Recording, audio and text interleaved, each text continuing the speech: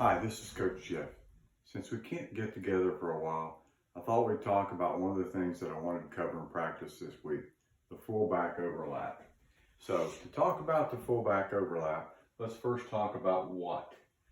What we are trying to do is pass the ball forward to create chances in the attacking third, where at that moment in time we're attacking, but it's primarily taking place in the middle third of the field.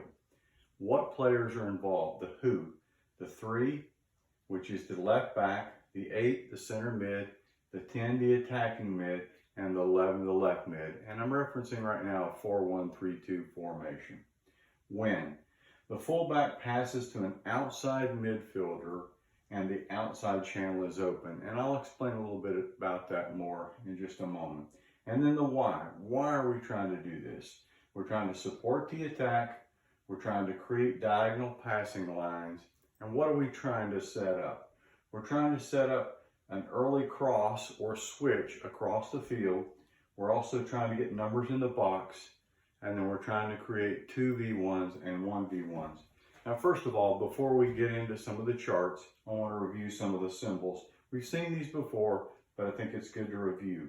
When you see a dash line, that talks about player movement without the ball. When you see a solid line, that's the ball movement. In other words, a pass. And if you see kind of a squiggly line, that's a player that's dribbling, obviously, with the ball. And then a couple other symbols. The first is the triangle, the blue triangle. That's the focus group, or us. And then the red circle is the opponent. And then lastly, the black circle is the ball.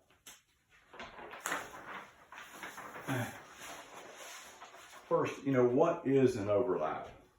An overlap is when a player passes to another player and runs outside of that player. In other words, towards the touch line. And then the player that has played the ball plays back to the original player. Now, there's also something called an underlap. We're not going to talk about that right now, but that is effective in certain tactical situations. But I'll just show you very briefly what that is. But again, we're not going to explore that in detail. It's the same thing. The player is playing another player, but instead of running outside towards the touch line, they actually run inside and the ball is played to them.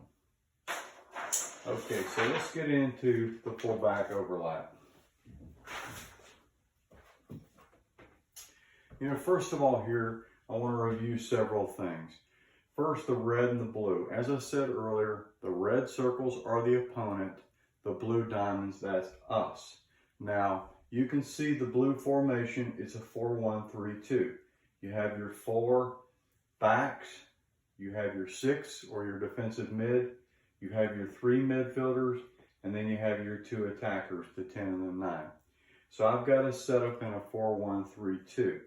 Now the opponent, I put them in a 4-3-3.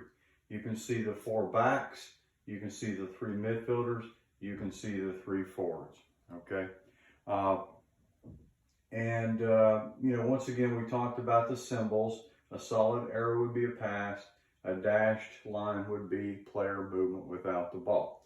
Now, remember I said that when the 3 or a fullback plays to a midfielder and the outside channel is open. What I'm talking about is this channel right here. Now, if the 11 were on the touchline and the ball were played, there is no channel for the 3 to overlap, okay? So what happens here? So I've got the ball starting with the 4, which is the right center back. It is swung to the 5, which is the left center back. It is then swung to the 3, which is the left back, the fullback. The fullback passes forward to the 11. Now the channel is open. So once that pass is made, the 3 overlaps the 11. Now the 11 has several choices here, okay?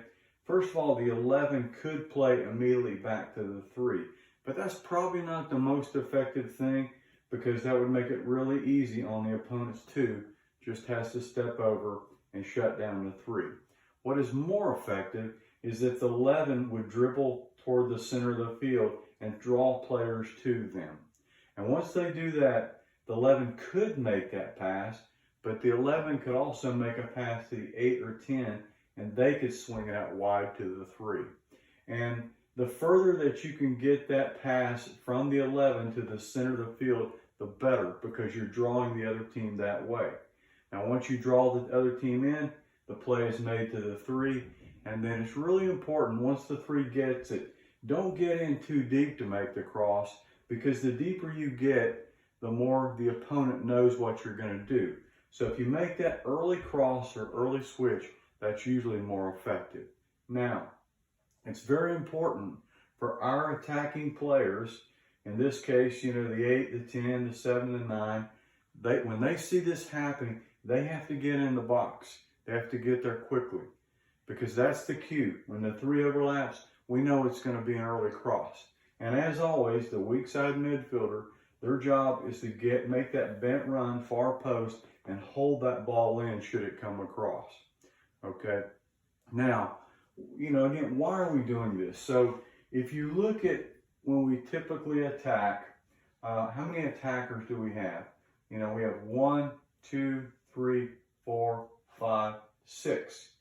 And if we only use those attacking players, they have 7 defenders. 1, 2, 3, 4, 5, 6, 7.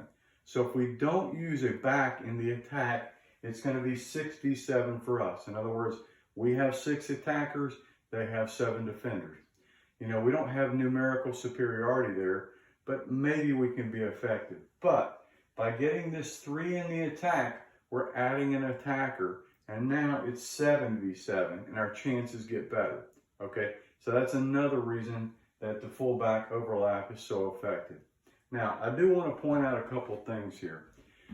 When this occurs, the 6 may want to sit just a little bit, because if the 3 gets forward, we lose possession, they counterattack. You know, we may want to have an extra person back there, particularly in the middle of the field, to delay the attack. Now, I'm not saying they sit in the back line, but they might want to sit a little bit deeper than they normally are on a normal attack. Another thing, the 3, after the overlap, after the cross, you know, if we shoot, score, great. If we maintain possession, they can probably track back a little slowly toward the middle of the field. However, if we lose possession, they must recover quickly, okay? And I talked about the 7 too. The 7's job is to hold things in.